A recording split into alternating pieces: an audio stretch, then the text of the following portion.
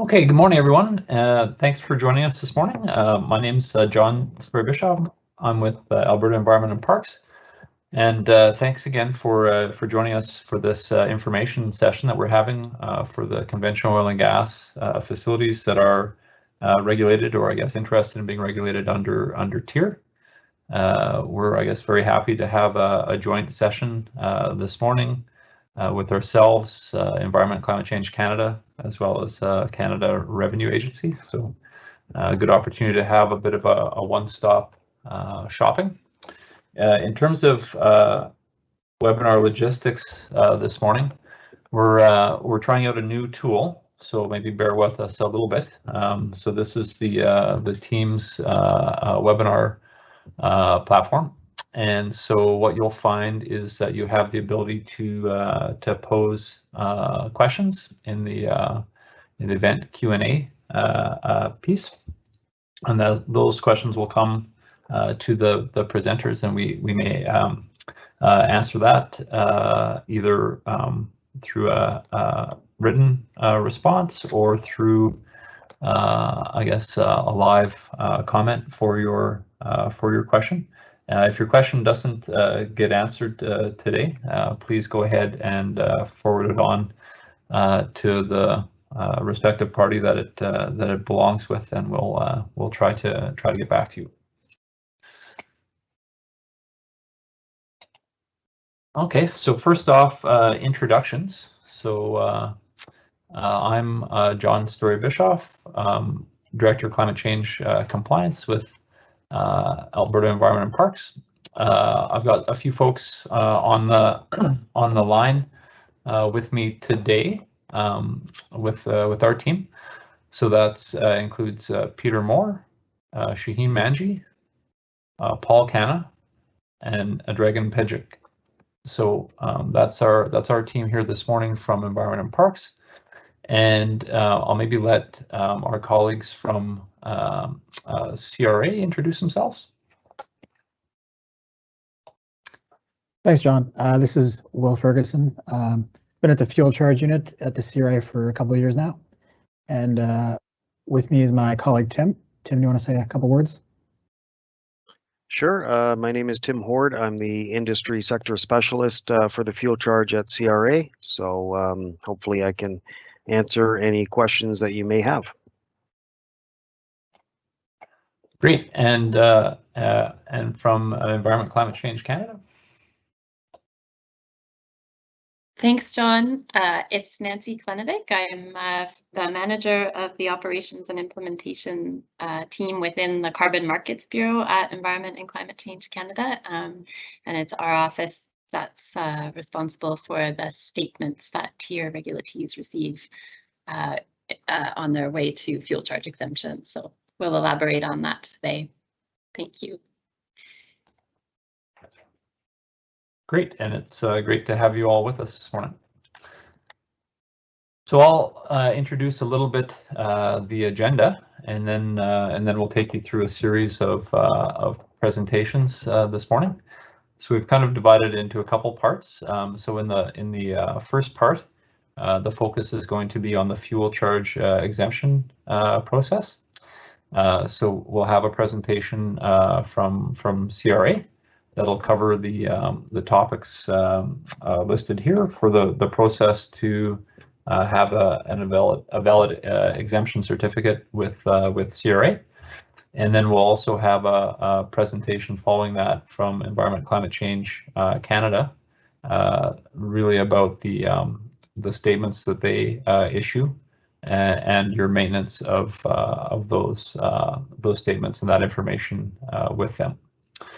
And after those two sessions, we'll have some time set aside to do a bit of Q&A on those two pieces, and then we'll transition into a reasonably short deck that we have on TIER, and those mainly have to do with some of the upcoming deadlines, and then also a little bit about some reminders related to benchmarking. And we'll have some time to have questions on the TIER deck, and then also some additional time for sure to have questions at the end on any of the three steps in the process that we're going to go through. So with that, I'll turn it over to Will to walk us through the presentation from CRA.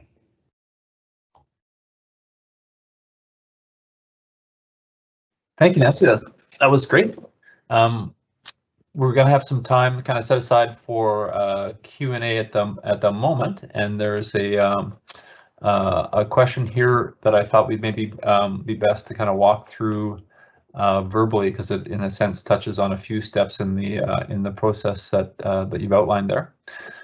So the question is, for future oil and gas drilling locations expected in the upcoming year that do not have Petronex codes assigned to them yet, are these being allowed as a covered facility that will be covered under the Alberta tier aggregates for the upcoming year? If so, are these also being included as covered facilities included under ECCC ministerial statements to ensure that the fuel purchased for use at those drilling sites are exempted from the federal fuel charge? If not, what is the process in place to get these future drilling locations included under Alberta tier and the ECC covered facilities within the ministerial statements? So this is a question that we get somewhat frequently, so this is good to go through. So I'll start maybe with the tier side of things, and then other folks can chime in. So under tier, we don't have a requirement that you have a Petronex ID in order to add a facility, a conventional oil and gas facility, to your aggregate. So it is certainly possible to add the conventional oil and gas facility ahead of getting your Petronex ID, and that does, I guess, support the concept of being able to include the emissions associated with the drilling and completion activity in your annual tier compliance reporting, and to have that site included in the confirmation that we send you for the list of sites that are covered under tier. We do have a good amount of usage for the Petronex ID when it becomes available. So in those cases, we do ask you to circle back with Alberta so that we can update those sites with the Petronex ID when it does become available. And maybe Nancy, you can speak to this, but I believe there hasn't been any difficulty in terms of getting statement numbers for those locations where we don't yet have a Petronex ID.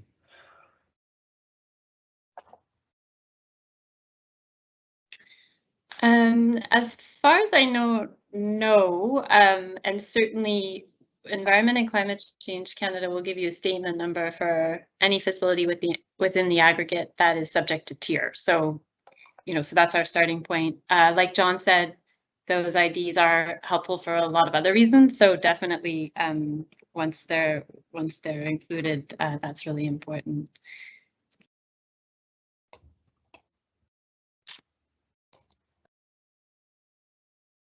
Okay, and then Nancy, I don't know, there are some questions here probably for you. I don't know if you'd prefer to answer those verbally, or what the best way is. Are you able to see some of them there? Some questions around, I guess, what do you mean by statement number?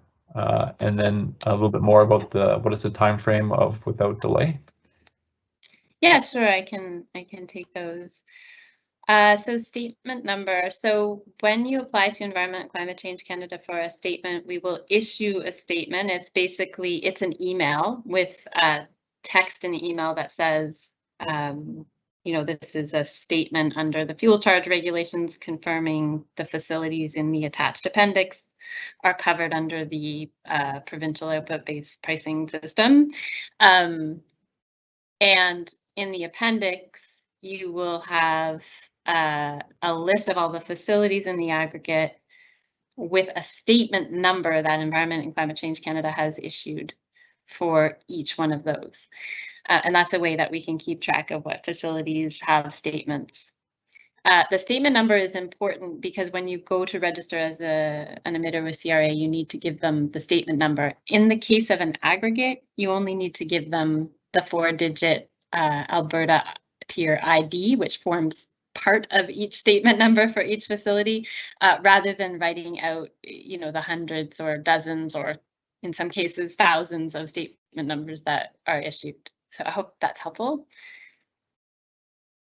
The next question, what is the time frame of without delay? As soon as you can, like without delaying.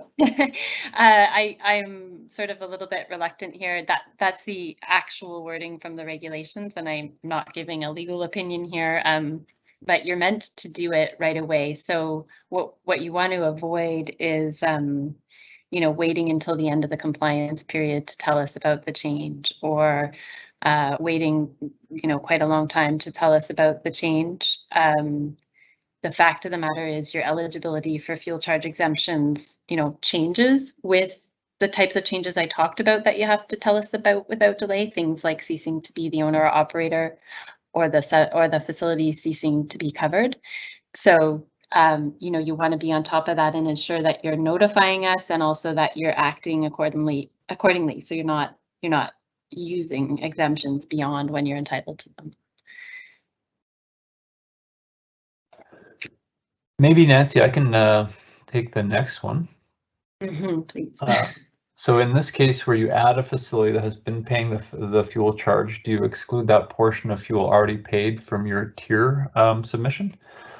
So the allowance under tier to exclude fuel where the federal fuel charge has been paid really only extends to the time frame where you have the federal fuel charge exemption in place. So it's really meant to handle situations like that were mentioned, for example, where you may have a vehicle that operates on and off site. And so it may logistically be simplest to simply pay the federal fuel charge for that vehicle. And in those cases, the use of that vehicle on the regulated facility doesn't need to be included in your tier reporting. If you've paid the federal fuel charge, I guess because you haven't gotten the eligibility in place for the federal fuel charge exemption, that fuel use and those emissions are still needing to be reported under tier.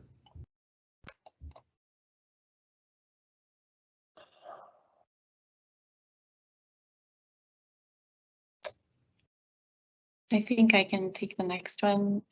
Just to confirm, if a facility is added to an existing facility, I'm assuming that means existing aggregate facility, exemption for it won't apply automatically, meaning for that one facility added to an existing facility, a new determination is needed. So yes, the answer is yes, that's right. If you're adding individual facilities to an aggregate, that you already have a statement for the aggregate, and you are adding individual facilities to that aggregate later, you do need to come and obtain a statement from ECCC for those added facilities.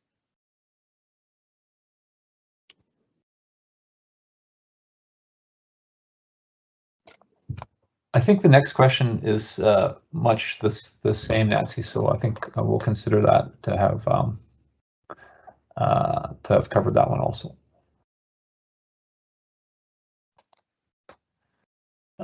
So for divestments, tier makes original operator responsible for entire year, but ECC wants to know as soon as possible if new operators in place. Is tier going to change so we can remove these from aggregate as of date of divestment? So we're not contemplating any change in tier. I think what was explained is that as the new operator of the facility, that facility is still covered by tier for the entirety of the calendar year, and you do then have an eligibility to request a statement number as the new operator once you become the new operator, in order to yourself have the benefits of the fuel charge exemption. Anything to add to that situation, maybe Will or Nancy?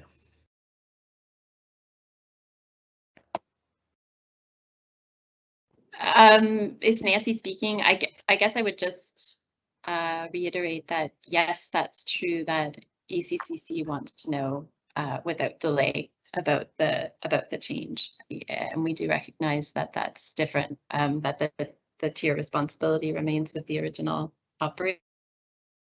I believe too, John, that you also have requirements for them to notify you though if there's a change in operatorship. We do, yeah. We do have under section 25 of our regulation a notification requirement, which is, I guess, distinct from any registration updates that need to be made under tier, and we'll go over that a little bit in our slide deck later too. I think the next one might be for Will. I think so too. Yeah. So is there a federal fuel charge on produced gas used as fuel at the facility where it's produced if the facility is not a covered facility? How is the fuel charge reported and paid? So if you're producing a fuel, you have to be registered as a distributor if it's one of the fuels on Schedule 2.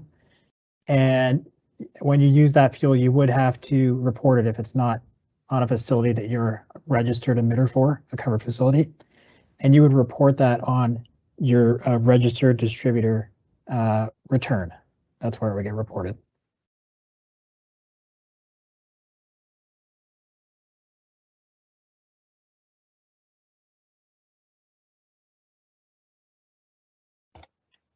Thanks, Will. So for the next question, so if you build a facility and it doesn't come on until December, it would not be captured in our 2022 tier aggregate. So I'll try and see if I understand this question properly. So if there's a new site that you wish to add to your aggregate for 2022, our advice is, if possible, please add that aggregate by December 1st in order to be able to proceed through the rest of the steps of the process in order to have that exemption available by January 1. We do have the ability under tier for you to add sites to an aggregate through the course of 2022, and that's mainly to accommodate situations where you have a newly operating conventional oil and gas facility that's coming online partway through the calendar year.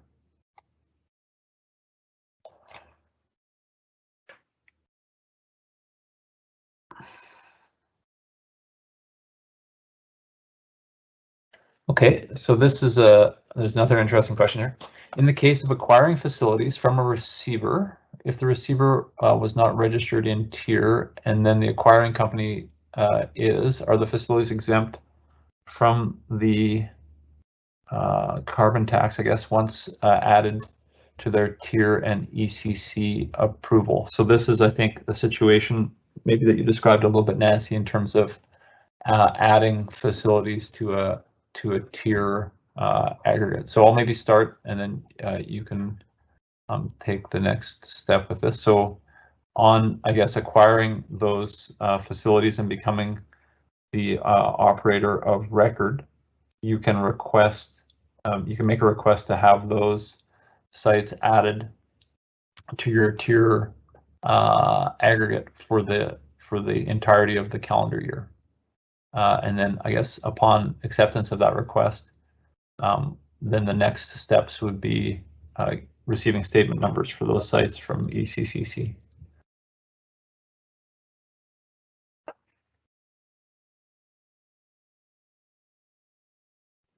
Yep, Nancy here, that's right. So just to be really clear, in this situation described in the question, you're acquiring facilities that weren't covered under tier. So yes, so after you take the option John just described to add them to your aggregate, come to ECCC for a statement for those added facilities, and then you may already be registered as an emitter, but if not, you'd have to go through that step as well.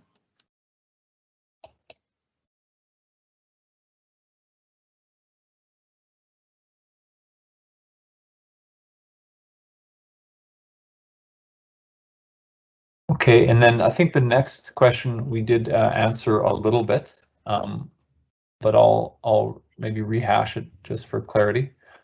So as a tier aggregate, once I have been registered as an aggregate, any fuel charge I pay as an aggregate, those emissions are not counted to my tier compliance. So we are, if we're delayed in getting the registration exemption certificate from ECC CRA, we won't be penalized under tier. So that's, I guess that's not correct as posted. If you choose to pay the federal fuel charge during a time when you do have the exemption in place, those that fuel use and those emissions don't have to be reported under tier. But if you haven't gotten the federal exemption certificate in place, those fuels that you use in advance of having the exemption certificate in place are needing to be reported through tier.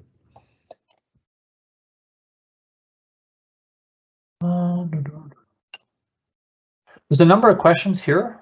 What I'm wondering is maybe we can, if it makes sense to others, maybe we can move on to the tier deck, and maybe Nancy, Will, and Tim, if you want to see if there's a few of these that make sense to answer through a written response while I go through the tier deck, or Dragon and I go through the tier deck, and then we can circle back to any remaining questions after that, if that works for folks.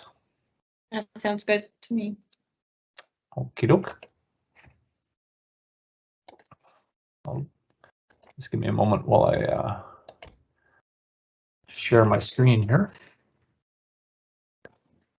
Okay, so I'm going to talk a little bit about some of the upcoming deadlines we've got for tier. Some of them I think have been mentioned already.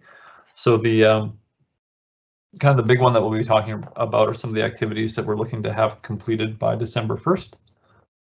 And these really have to do with the registration and I guess the maintenance of your registration as an aggregate under tier.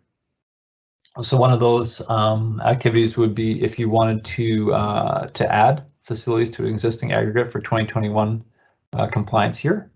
And so the aggregate facility change form would be the mechanism to do that.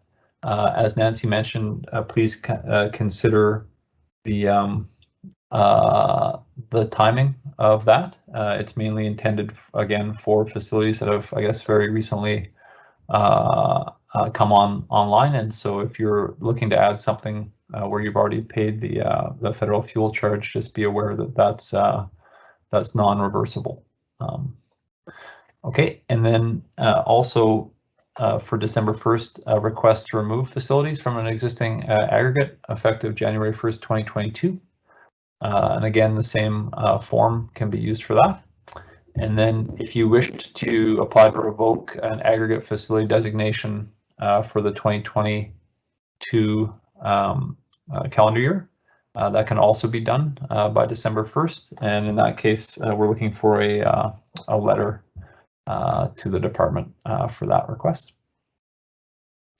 And then also to apply to designate a new aggregate facility for the 2022 calendar year. And for that, we have a different form, conventional oil and gas facility aggregate application form.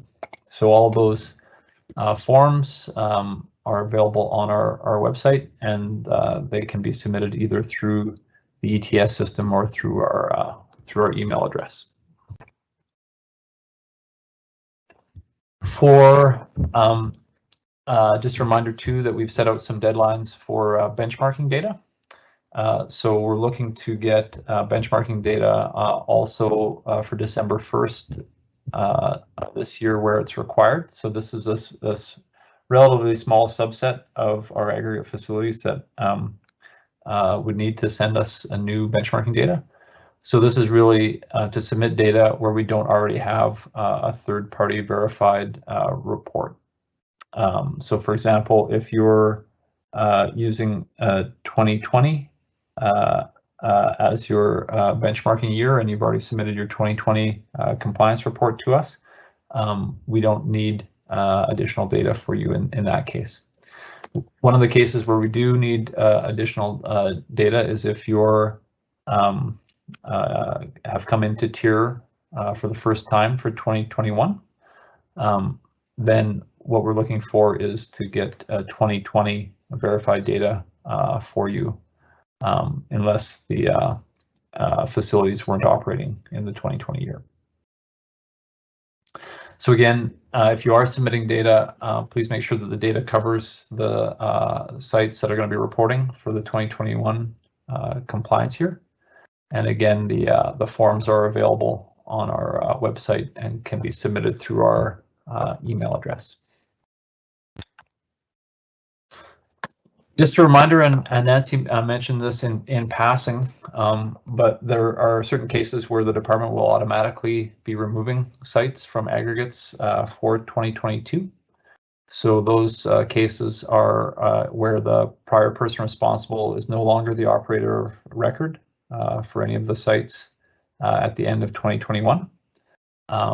And also where we don't have a valid Petronex ID for the site. So this is again where we're looking to get those data updates in cases where people have registered sites before Petronex IDs have been issued.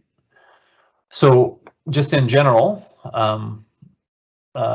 additional sites can be added to the aggregate through the course of 2022. So, where there is a valid Petronex ID and you can supply it, or if you again become the operator of record for those facilities, they can be re-added for 2022 if they're not already part of a different aggregate.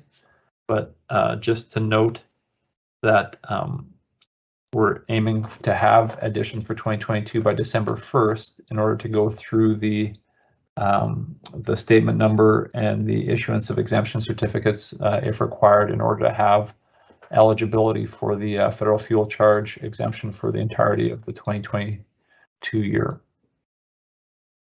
And Nancy's already talked about the notification requirements that come with a statement being issued. So these are automatic cleanups that we do. I mean, we do suggest that aggregates do have the ability to go ahead and manage these things themselves and to request removals from us. So I think where you can, please go ahead and request removals where you know that things should be removed from your aggregates. Dragon, I'll turn it over to you to take some of these next slides, if you will. All right, thank you, John.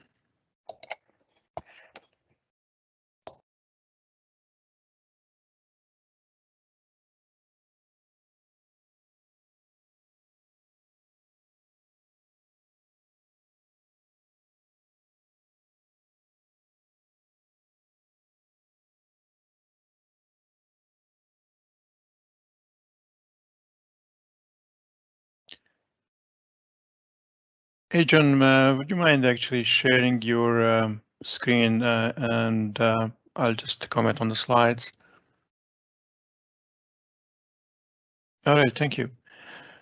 So in next few slides, I would just like to briefly go over application process itself, over a few things that kind of may sometimes get overlooked or have a certain amount of confusion with the applicants. So basically, having an aggregate with registered aggregate enrolled under tier aggregate program with Alberta Environment and Parks does have its some responsibilities, one of which is duty to notify, and this responsibility basically applies when there is, for example, change in the person responsible, either for the aggregate as whole, or there is a change in person responsible for conventional oil and gas facility within the aggregate itself. Similarly, you would notify us if, as soon as practically possible, basically, if a conventional oil and gas facility had exceeded 100,000, sorry, that is typo, tons of CO2e in a given year, and also if conventional oil and gas facility within an aggregate or all facilities within the aggregate have been decommissioned or abandoned. On the right side of the slide, you can see the basically form that being used for that purpose, and the form is called Emission Reduction Regulation Notification Form. Basically, on the submission tab, you will just indicate aggregate facility ID. Then on the section A2, basically there is information about the current person responsible, I should say the old person responsible for the aggregate. Should such person responsible be changed?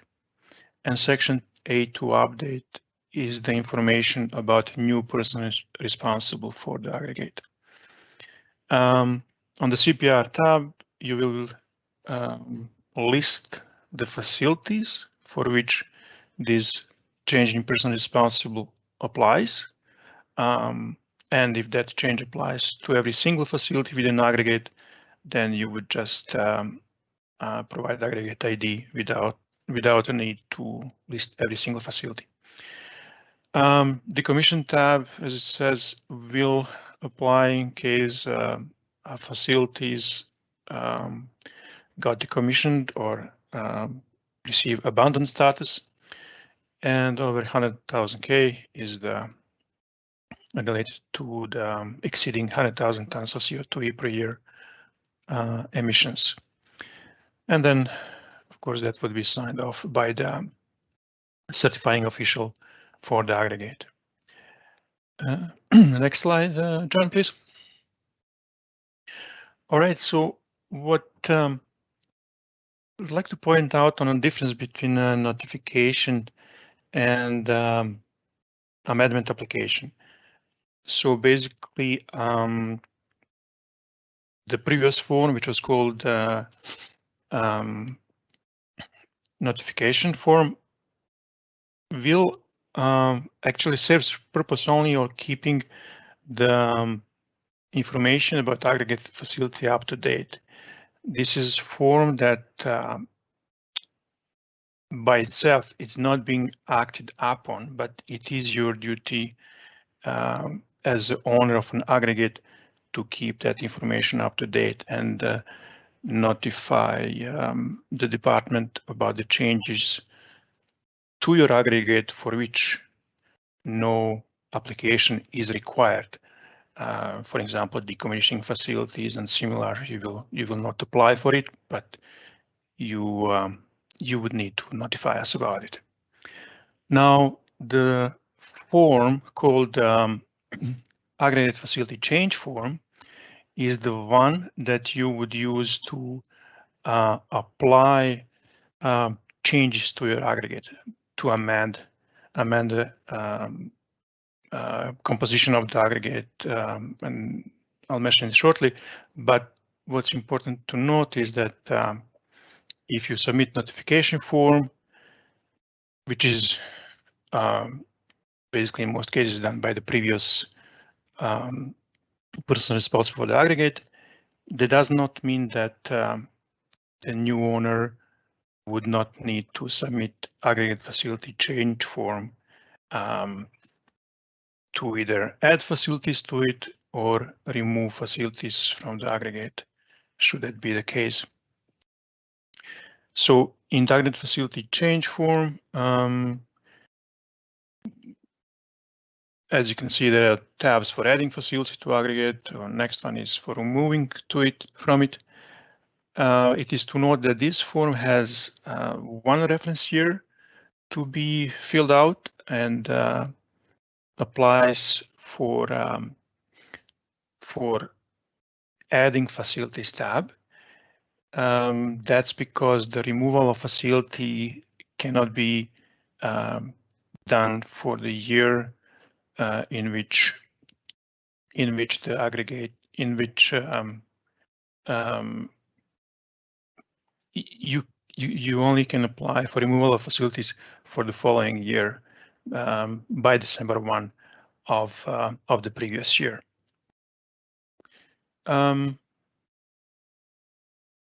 So this form on the right side basically would be used for amendment to the aggregate, and of course would be signed off by the certifying official. Both of the forms are on the link below, and it's a conventional oil and gas website that I believe most of you are familiar with. And the next slide, please, John.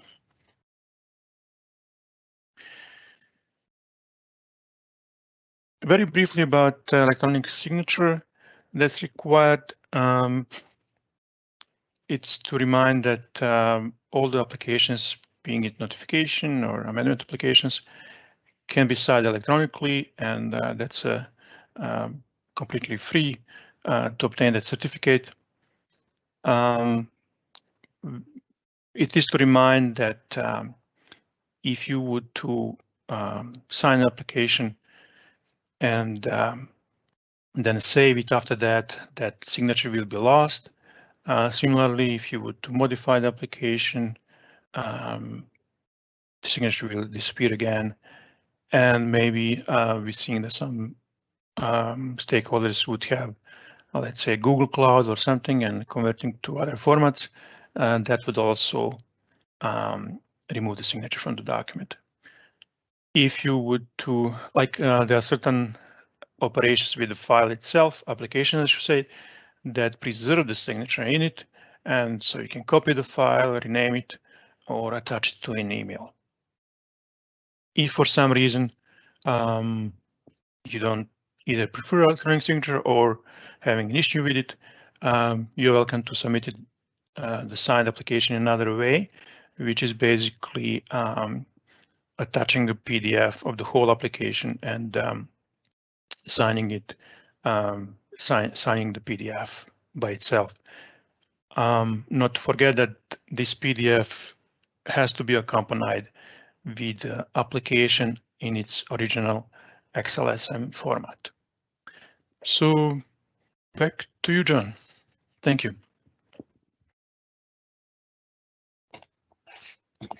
Thanks, Dragan.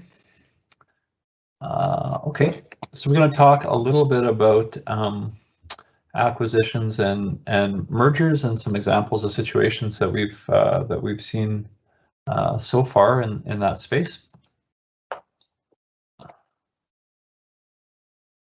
So I guess as one example, where company A acquires or merges with company B. So we do, as mentioned, have the duty to notify under section 25 where there's been a change in operatorship there. And Dragan's talked about the form for doing that. The reporting duty under tier stays with the original firm for the year of the merger or the acquisition. But the department will accommodate the new company reporting on behalf of the acquired or merged person responsible.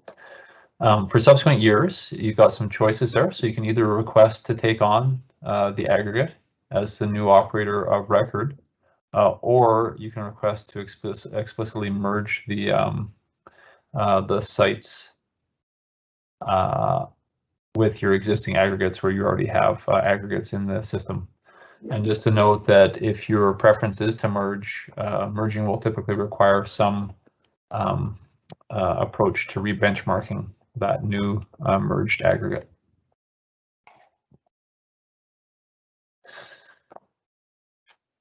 So a different case where company B is no longer in business and the assets are acquired by company A, including the, in some cases, entire aggregates.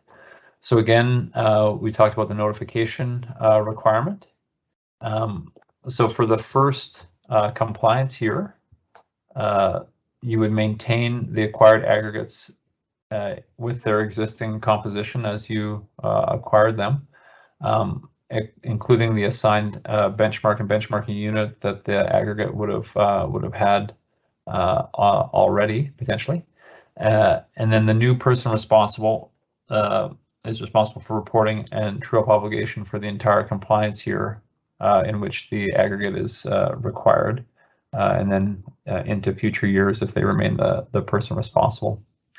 So for future years, Company A may keep the aggregate as a separate aggregate, or they may elect to combine the acquired aggregate with existing aggregates that they may have in tier through the process of requesting to add facilities for the year. And the same caveat applies that when you're merging aggregates together, there's a strong likelihood that the benchmark will have to be revisited for those merged aggregates.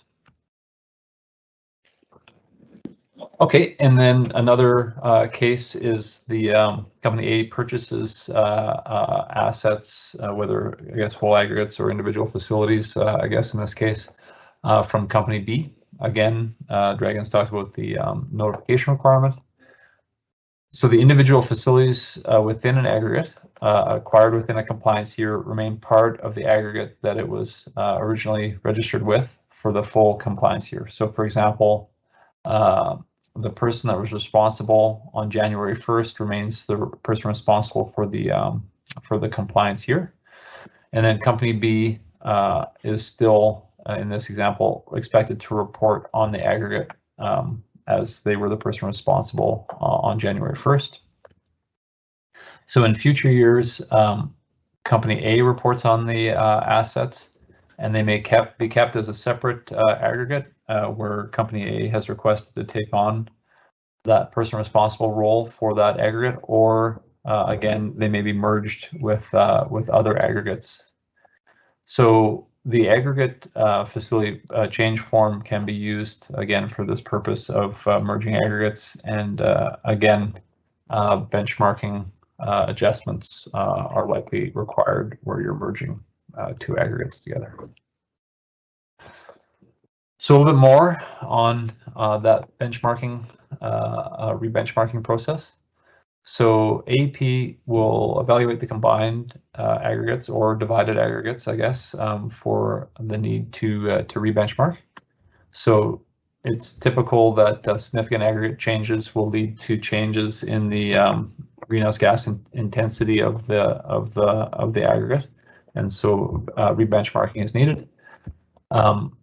This is allowed for under tier, where the facility-specific benchmark is no longer accurate, and we're working to follow some internal procedures to kind of consistently apply benchmarking to merged aggregates, and we're also happy to consider input from the company in terms of forming the new benchmark in terms of aspects, for example, of desired production units and the time period that can be used for that merged aggregate.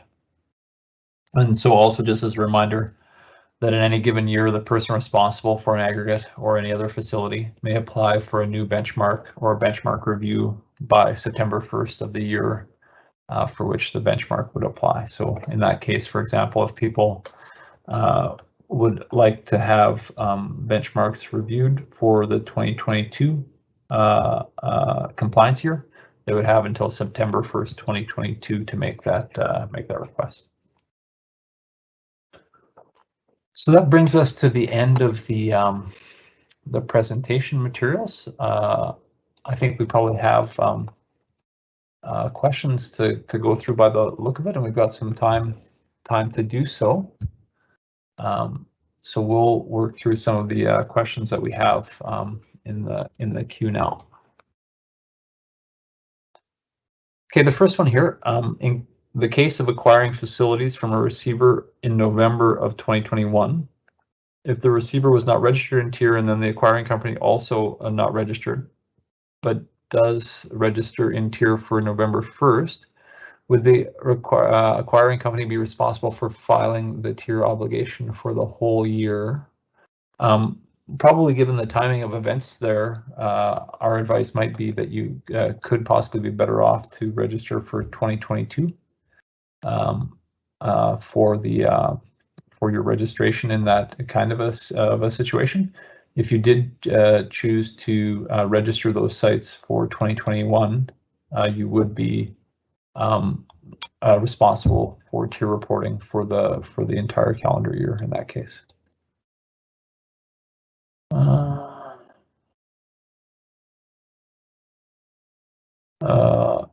Maybe this is a question for Nancy, I'm not sure.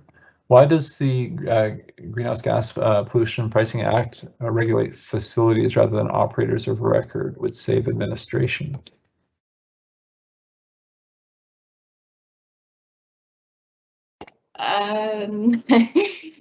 So you just think about that.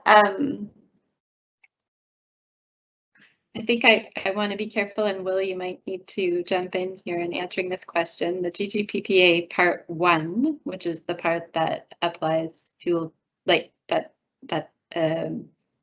part related to the fuel charge and to fuel charge exemptions.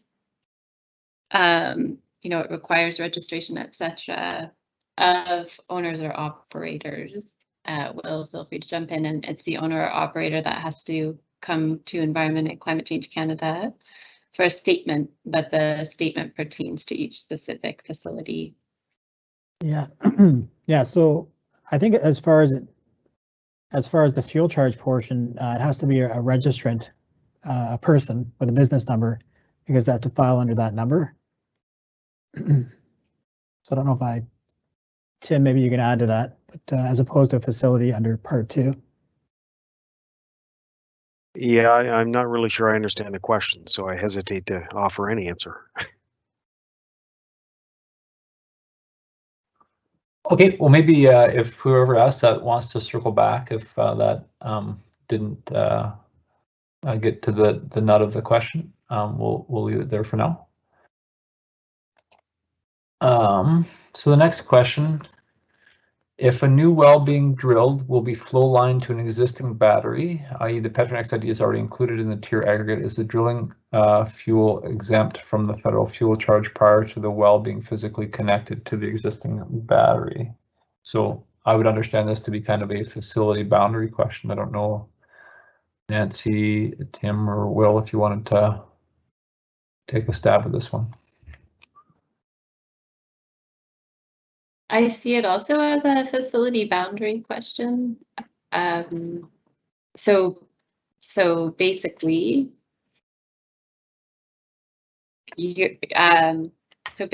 whatever is subject to tier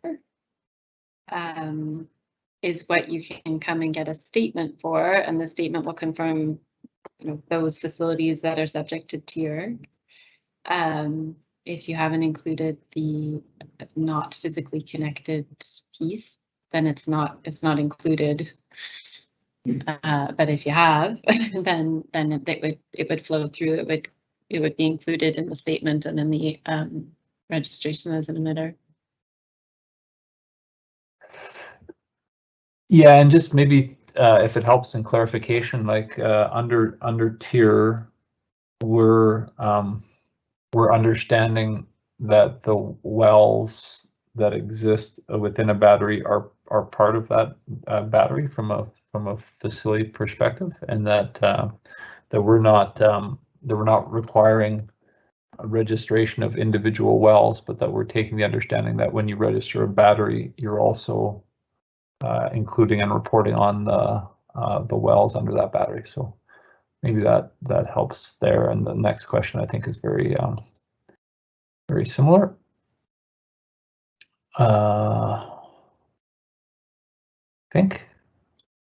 I guess maybe the only aspect of the next question, again, kind of in keeping with that facility boundary question, is like if somebody adds to a existing facility where they already have a statement number Nancy, did you want to talk a little bit about any notification requirements around, I guess, a change to the to facility boundary and whether that still sits under the same statement number?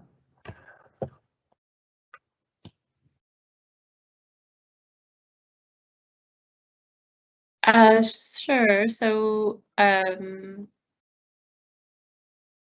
if you've actually expanded and whatever you're expanding isn't included under tier, it's not included under your statement. But yeah, so I think it does go back to what you just said, John, that if you're including battery, you're including the wells. But I will confess I'm not sure I completely understand the question. So I'm doing my best here to be helpful, but not totally sure I've given the right answer here. Okay, well, if there's a further question on that, maybe folks could circle back to the email addresses that we've provided. Yeah, please do. So given the level of acquisition and divestiture activity in the industry this time, are changes to tier being considered to ensure operators are not paying twice on fuel combustion, both under tier and the federal fuel charge? So I'll maybe just highlight, we do have a regulated reg renewal period coming up for tier. And so I think there'll be some opportunity for sure to provide input in terms of potential improvements for aggregate treatment under tier.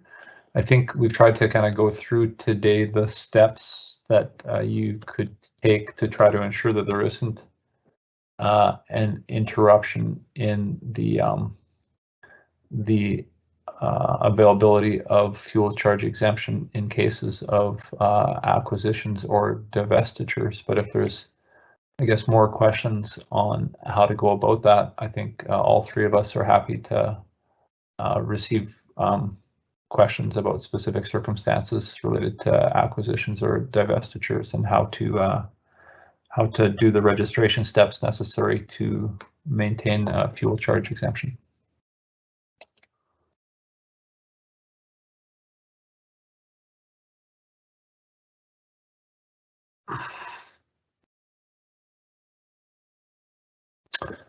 Okay, so an example here, Facility A acquires Facility B in June of 2020. They do not merge their aggregates until 2021. What is the situation for the June acquisition date until the aggregates have been merged with regards to tier and the federal fuel charge? So with regards to tier,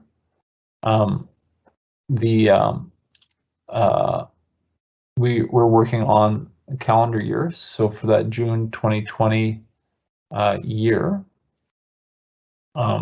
it would fall to Facility B to do the compliance filing under tier for that period. I think, as we mentioned in our slides, we can work with folks to, I guess, arrange or to support Company A reporting on behalf of Company B. But as Company B was the aggregate holder at the beginning of 2020, that would be their responsibility. I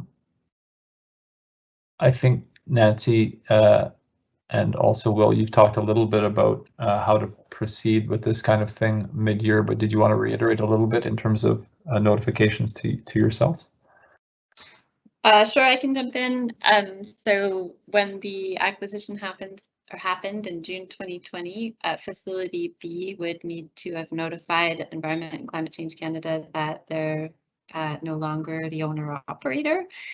And Facility A, or Company A, I guess, would have had to come to Environment and Climate Change Canada to obtain a statement for Facility B's aggregate, essentially, because it hasn't yet become part of Facility A's aggregate, and then they could go and register with CRA for particular aggregate. Sorry, Will, jump in there. Need to go too far. Yeah, you're braver than me. I was going to say it would be easier to call in to get the specifics of your situation. I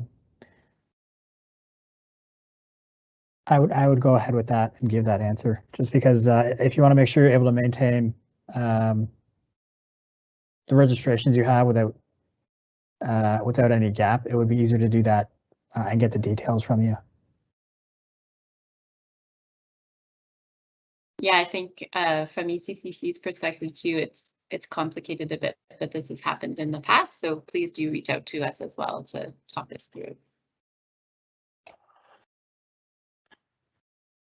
Okay, this is maybe a bit of a question for everybody, I guess. When companies forget to add new facilities to their aggregate until a few months after, and also don't pay the fuel charge, assuming that they're exempt because of their original aggregate exemption, should they wait until next year to add facilities in order to avoid being double penalized by tier and fuel charge payments? I guess we would, from a tier perspective, I guess we would probably really, your opportunity to add that site to your aggregate really does fall to the next year anyway, because those sites, by your description, I think already belong to an existing aggregate for the current year. So from a tier perspective, it really kind of is that next calendar year when you should be looking to add those sites to your aggregate. I won't respond to the fuel charge question. I don't know if anyone else would like to. Yeah, I would agree. I would just say that you do need to take the step of registering through AEP and through Environment Climate Change Canada before you can use the fuel charge. So I'll leave it to John's answer as to when you want to register there to have to report under tier already. You won't be able to use the exemption certificate until you've registered both of those things with AEP and with Environment Climate Change Canada. Okay, next question, a bit of an important one probably. Can you confirm that fuel and flare used at non-covered facilities are subject to the federal fuel charge in the case of a facility that has an exemption from the AER, that's the Alberta Energy Regulator, to flare? Is this still subject to the federal fuel charge? That's probably Will's to answer, I guess. I might need some assistance from Tim on this one. Sure, no problem.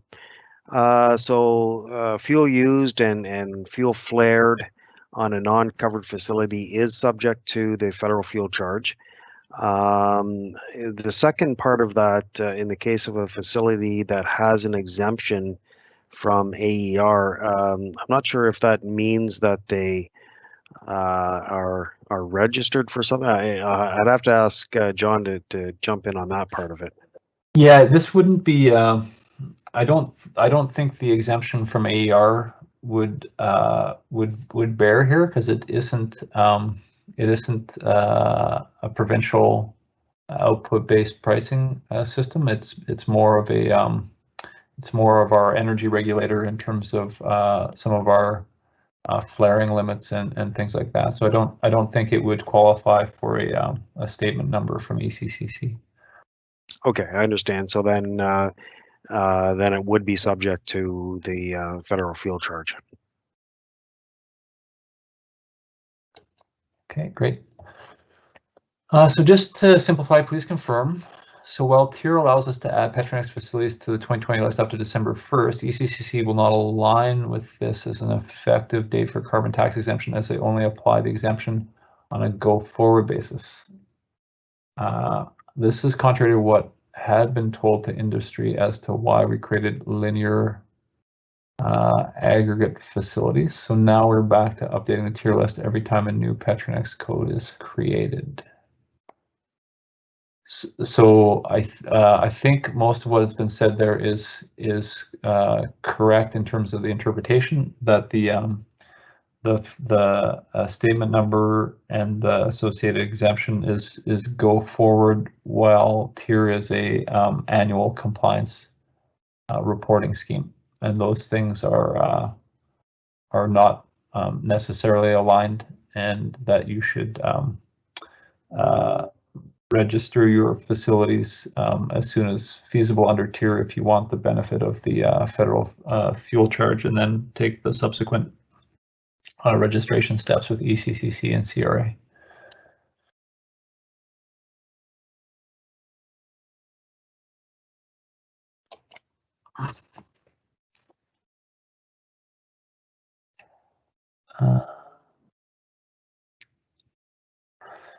Okay, I'm not sure whose this might be, but please confirm that facilities located in Alberta are actually treated as prescribed facilities under the GGPA and regs, as they do not meet the formal definition of covered facilities under the GGPA.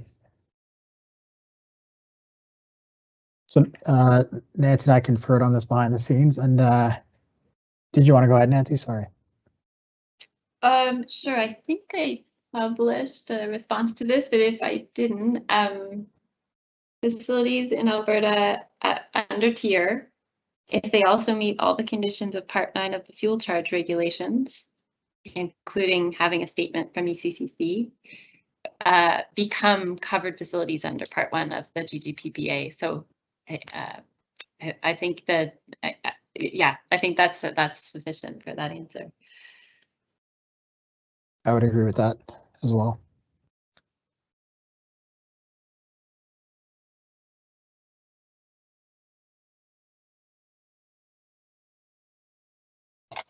Okay. Here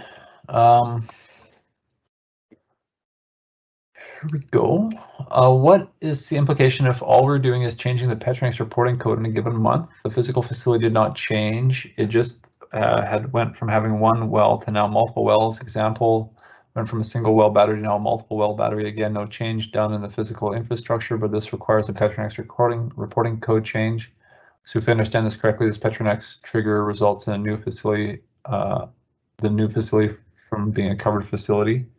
I don't think that's true. I mean, what I think we would need to do on the tier side would be to update the Petronex ID that we have associated with that facility from a records keeping perspective. So I mean, if the physical, if you will, the physical boundary or extent of the facility isn't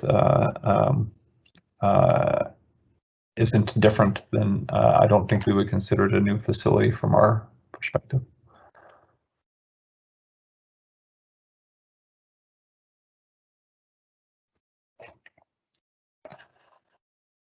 Maybe I'll just add to that.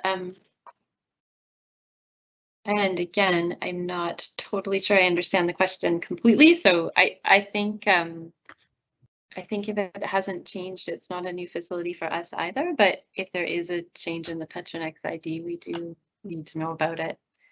I'd encourage whoever's asked this question to contact us with more specifics on that one. Yeah, perfect.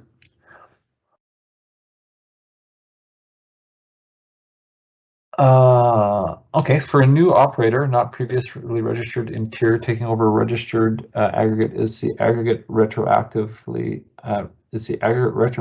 covered to January 1st, 2021? So I think there's two separate questions in that.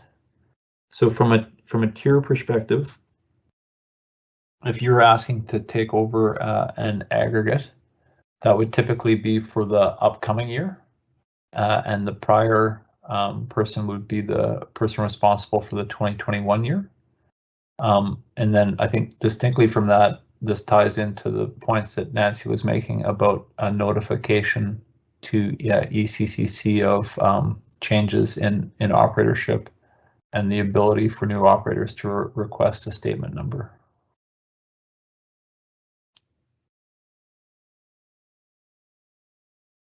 So those are, I guess, two different operations that affect the timing of the tier becoming the tier person responsible, as well as your ability to access statement numbers. Yeah, I'll reiterate that too. That's an important one for us. So the new operator taking over,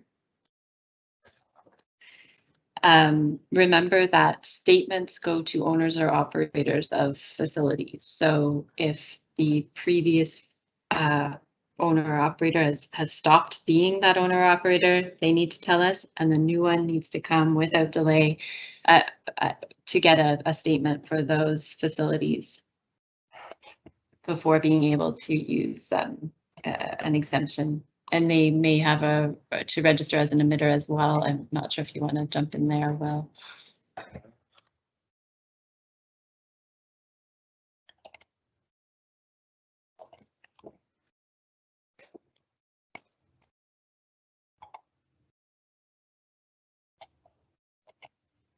Okay. If a company sells a facility within their aggregate to another company mid-2021, but the new purchaser doesn't apply to add it to their aggregate, is the previous owner on the hook for the tier payment? As you said, you can only apply to remove facilities by December 1st of the previous year. So there's 2 years, I guess, in question. There's 2021 here and 2022. So the way that this would work would be that for 2021, the original person responsible would be the person responsible for that facility for all of 2021. And then it's up to the new operator, if they wish to have that facility remain in tier, to add it to one of their aggregates. If it isn't added to one of their aggregates, we would be automatically removing that facility from the original aggregate, since the operator of record is no longer the same as the original person responsible. I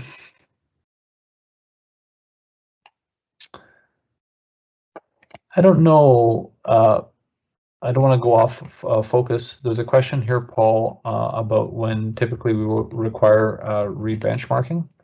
Did you want to say a little bit about that, or should we leave this off topic for today? I would just add that, to be honest, we say typically, we haven't really encountered a situation where rebenchmarking is not required. Even with minor changes, if we have the data and we're able to integrate new facilities into an existing aggregate, we typically go the route of rebenchmarking, even if it means a minor impact on someone's FSB. Okay, thanks, Paul.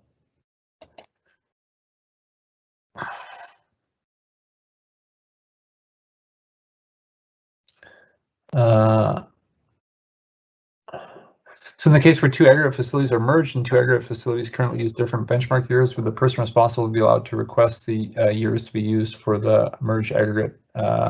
So absolutely, if you're merging aggregates, and we'd be happy to have a conversation with you around kind of which set of a diverse set of years makes the most sense for the new combined aggregate.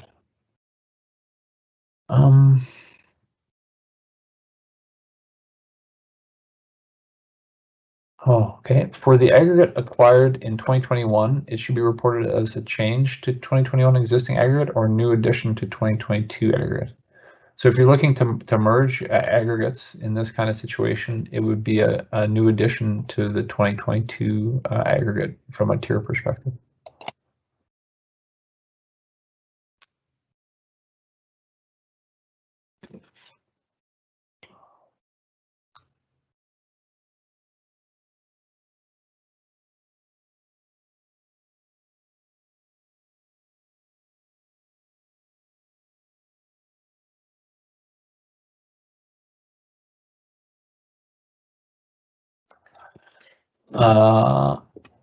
Okay, I think we can hopefully address this next question. It's a little bit tangly, but I think Nancy's already spoken to parts of it. So the example here Company A purchases aggregate assets from Company B.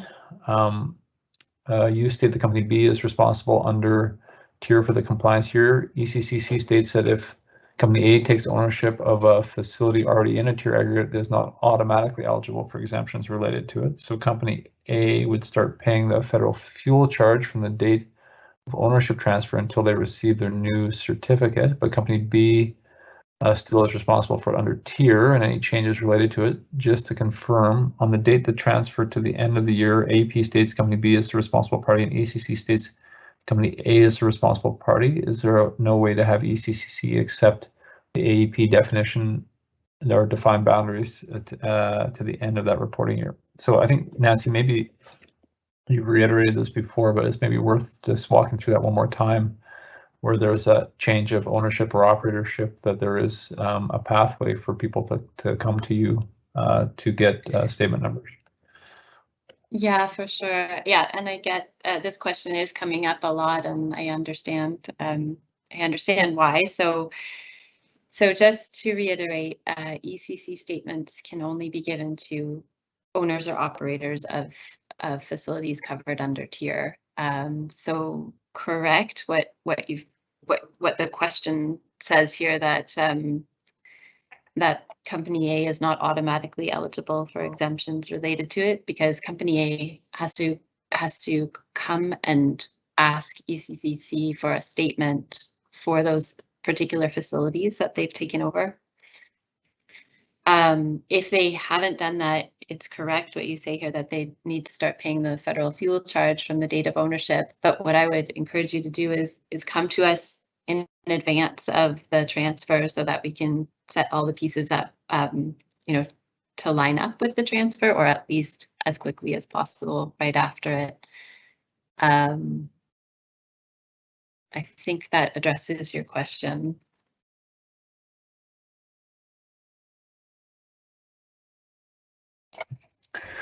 Okay, will AEP be issuing direction in the manner in which tier charges and EPC should be allocated from an operator to a non-operator? No, we won't be providing any direction on that. That'll be up to the companies themselves to sort out in terms of allocations amongst various owners or parties.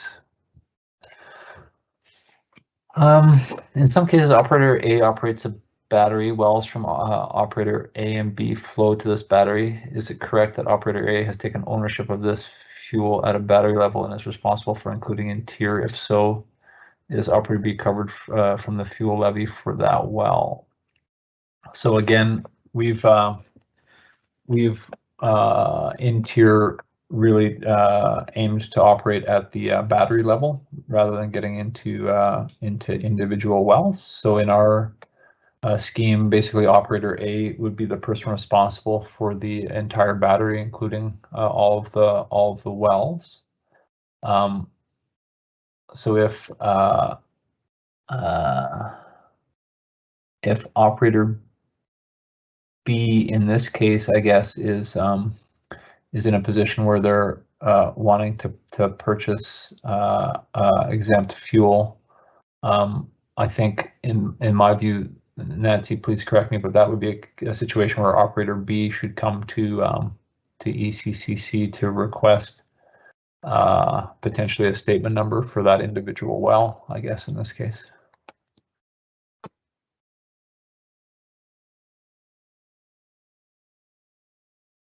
Yeah, it's a good question. I have to say, I'm not sure I've seen this before. It would be really helpful if the person who posed the question can come to us with more specifics. I think you're right, John, but I just want to get all the facts.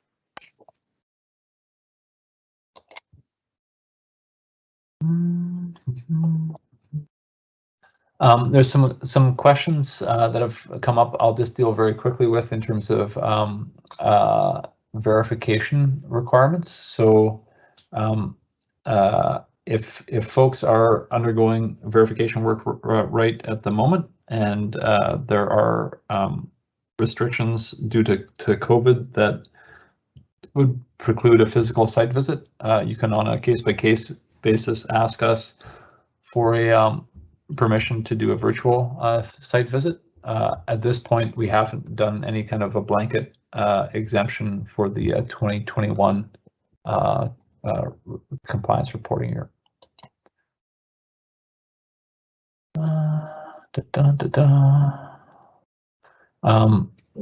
So another question on the tier fund price for 2022. I guess we would anticipate that the tier fund price would match the federal fuel charge price for 2022, and therefore be $50 per ton.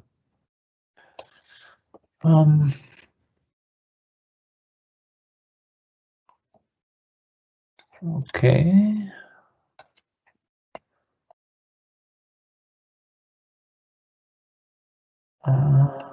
Just scanning through here a little bit.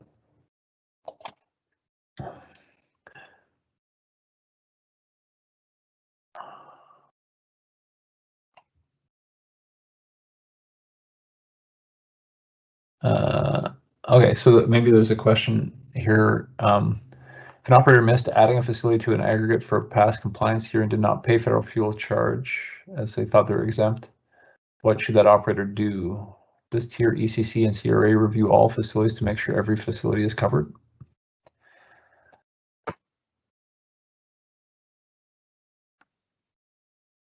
So what I would say is, say somebody were for like an audit or something like that, we would consult with Environment Climate Change Canada, because you don't register with us every time you add or subtract a facility from an aggregate, but you do have to go through the process of registering with TIER and with Environment Climate Change Canada.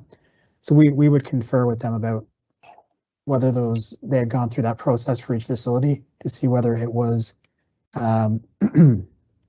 allowed to use, say, an exemption certificate or the exemption on the fuel used by a distributor, from what period that would be valid. So we would check that, yes.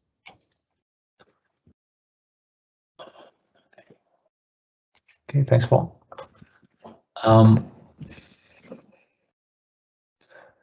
Okay, so in the case of a receiver that took over effective June 2021, the tier obligation would be covered by the previous owner. Would the receiver have obligations to re-register under the CRA forms?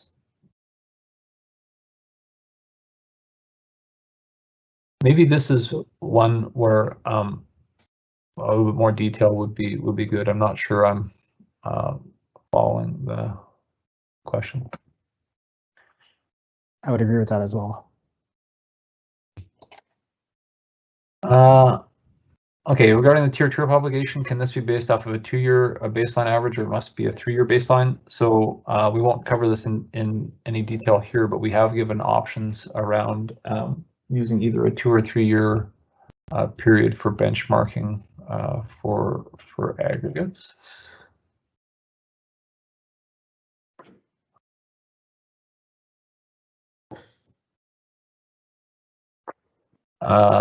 Okay, so if a number of facilities within an existing area are sold from Company A to Company B in January, and Company B significantly increases stationary fuel combustion emissions throughout the remainder of the year, is Company A on the hook for all those costs under tier despite not having any control over those SFC emissions?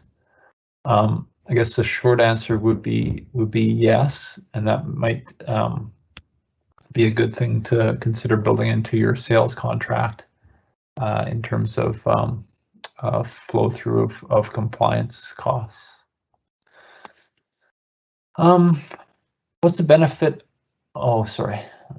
Maybe there's some clarifications here. Let me see this question. What's the benefit of submission of a new aggregate under tier for 2021 compliance year in November, December 21 if the aggregate doesn't have a statement number? Yeah, so again, our ability to add those sites through the course of the year is partly to support facilities that are newly coming online. So for example, if you had a conventional oil and gas facility that was coming online in October, November, December of the year, you might still like to have that facility in tier for the 2021 year in order to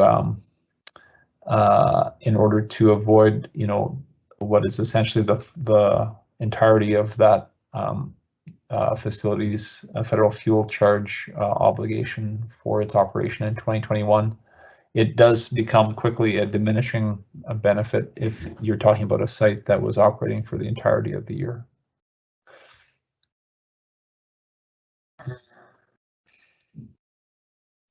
And then maybe there's a last sub question here.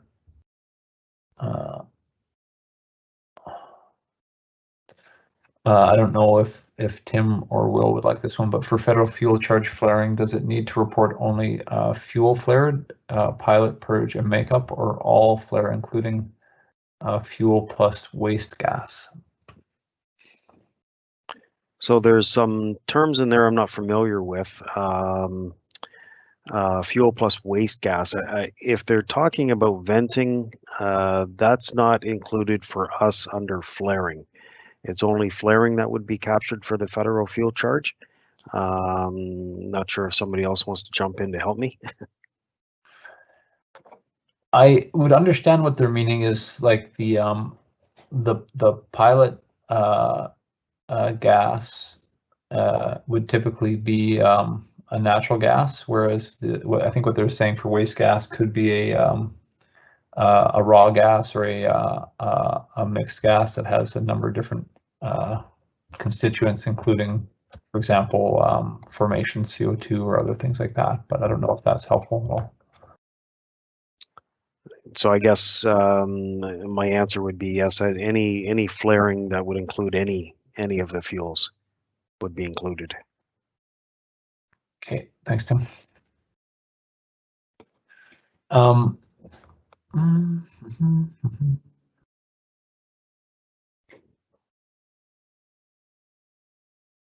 And this, I think, is a similar question. Flaring was briefly mentioned as being applicable under the federal fuel charge. Fuel in the GGPA is defined as anything in the table on Schedule 2. As natural gas falls in Table 2, does the fuel charge apply only just to the gas used as fuel, or does it all apply to all gas, fuel, flare, and vent? So I think you've said it doesn't apply to vent, but it would apply to all flare activity. Correct.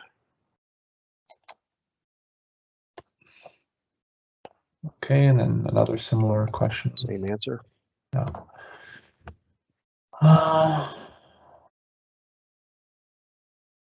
Okay, and it looks like Nancy's replying to this question. I don't know if you wanted to publish that one too, Nancy, but the question was to get the email addresses for the three respective groups so that people can reach out there. And then what is the turnaround time for ECCC to issue a determination after a notification is sent?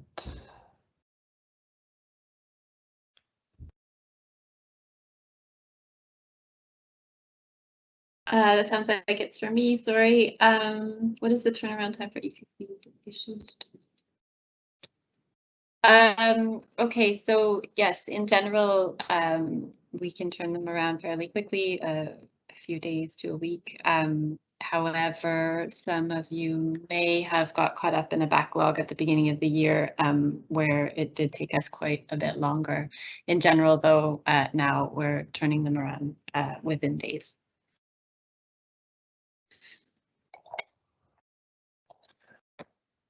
Okay.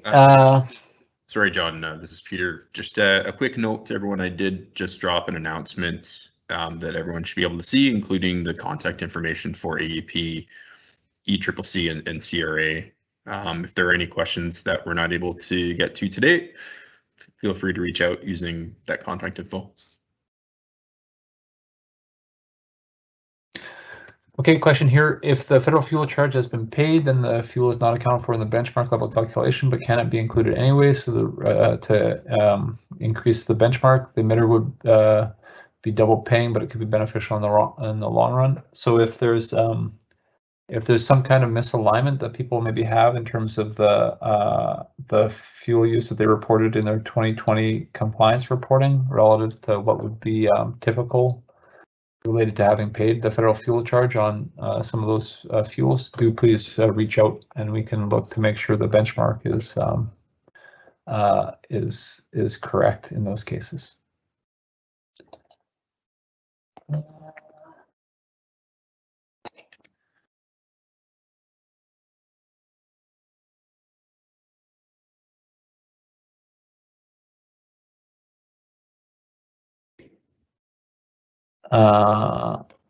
Okay. So I think the one kind of question that we have remaining here that we might be able to just reiterate on again. Company A acquires Company B in June. Company B reports for tier, and for the June to December, Company A pays the fuel charge,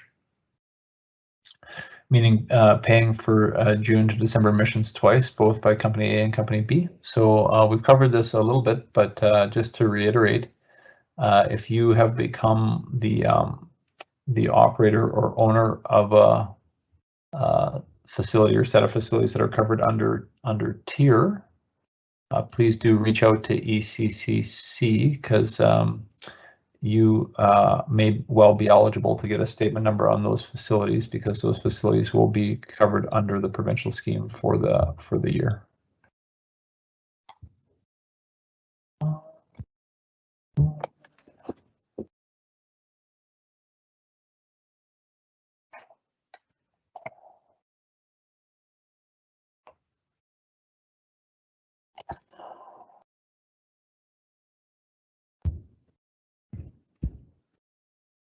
Okay.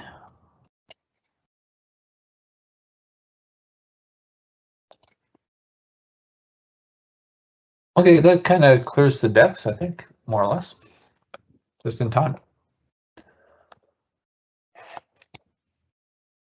Okay, so I think that will bring our webinar for today to a close. Thank you very much to our federal colleagues for joining us, and also for the questions and the interest from stakeholders today. I think it was a good opportunity to just make sure everybody has the information that they need under the program. So just like to extend thanks to all the folks that presented today, and we'll probably be in touch with many of you soon.